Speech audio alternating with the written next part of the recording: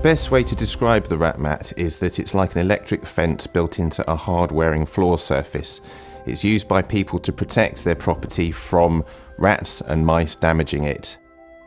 It's a long-lasting, low-maintenance and humane solution which can be used to protect factories or garages or greenhouses from being damaged by rats for years to come. Our research has shown that around 2.8 million UK car users have had their car damaged by rats at some point. And most of this damage is to the wiring, which gets chewed, but sometimes potentially life-threatening damage can happen to the seat belts or to the brake tubing.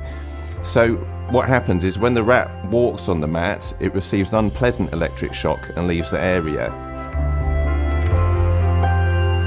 The footage that you're looking at the moment was very difficult for us to get because rats don't even like going near it. So we had to put the mat right next to the rat's nest.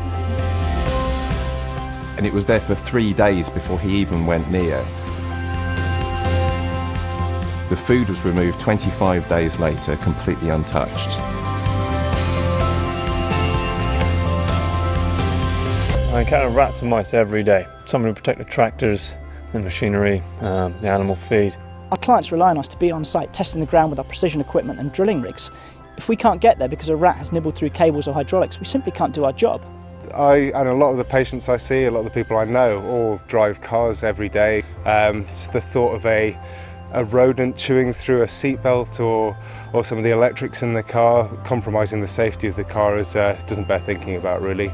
The problem is the animals entering the car, damaging the car, nibbling through the brakes, that kind of thing, damaging the seat belts. A RatMat improved the safety of my family and my car. RatMat seems a perfect solution. We're protecting our assets with RatMat. Invested in a RatMat which will keep this car safe and other cars safe in the future.